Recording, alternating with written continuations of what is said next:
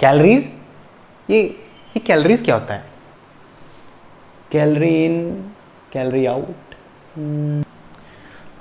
इसमें इतनी कैलोरीज, उसमें उतनी कैलोरीज। यार क्या चक्कर क्या है यार, ये कैलोरी कुछ समझ नहीं आ रहा। सो हेलो नमस्ते एवरीवन, मैं हूं आपके साथ नितिन सोनी। स्वागत करता हूं आपका हमारे चैनल पर, जहां पर आज हम ये जानेंगे कि कैलोरीज क्या होती हैं, कैलोरीज इन क्या होती हैं और कैलोरीज आउट क्या होती हैं, और साथ में ये भी जानेंगे कि किस खाने में कितनी कैलोरीज होती हैं। तो चलिए फिर करते हैं शुरुआत। नहीं, शुरू करने से पहले हमारे चैनल को सब्सक्राइब कर लीजिए और बेल आइकन को ज़रूर दबाइए ताकि आने वाले वीडियोस की नोटिफिकेशन आपको सबसे पहले मिल जाए। तो चलिए फिर करें शुरुआत।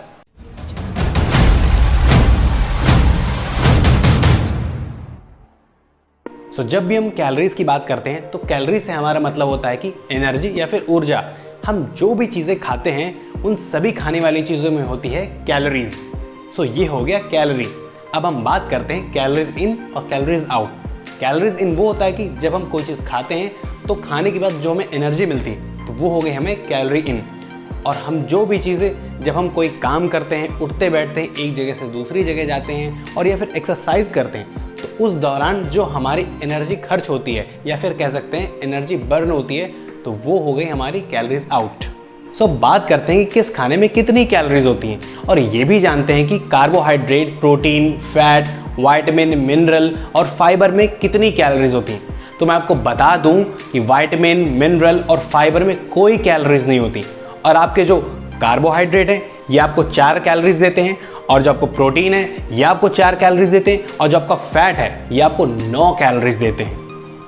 हम शुरुआत करते हैं पानी से। पानी में हमें 0 कैलोरीज मिलती। जी हाँ, पानी में हमें कोई कैलोरीज नहीं मिलती। आप चाहे जितना मर्जी चाहे पानी पी लीजिए, आपको कोई कैलोरीज नहीं मिलेंगी। और अगर हम बात करें वेजिटेबल्स की, तो वेजिटेबल्स में हम सबसे पहले बात करेंगे टमाटर की। अगर हम 100 ग्राम टमाटर लेते हैं तो जिसमें से हमें 90% तो पानी ही है, और जो बचा 10% है, उस 10% में आपका 5% तो आपका फाइबर हो गया, और जो बचा 5% है वो आपका हो गया कार्बोहाइड्रेट।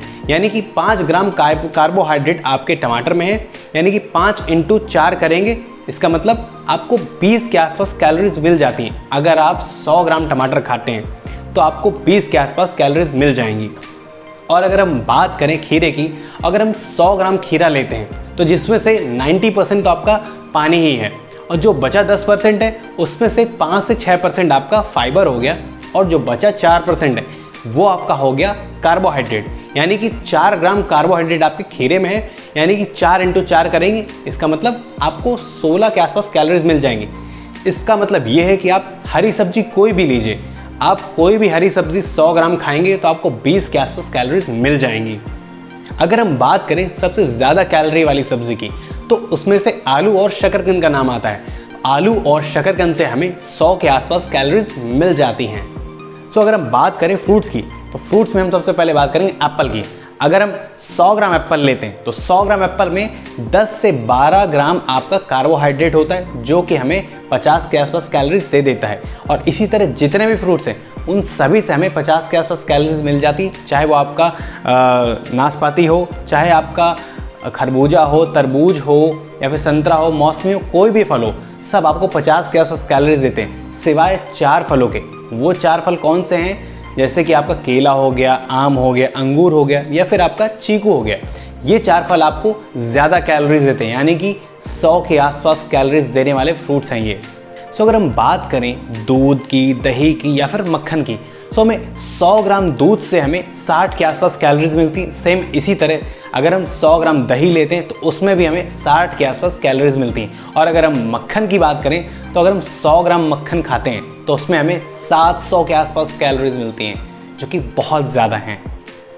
और अब बात करते हैं रोटी, दाल और चावल की, कि हमें इनसे कितनी कैलोरीज मिलती हैं। तो हम शुरुआत करते हैं रोटी से। तो जो रोटी का जो कॉमन साइज़ होता है वो लगभग 5 से 6 इंच के आसपास होता है, और जिसका वेट लगभग 35 ग्राम के आसपास होता है।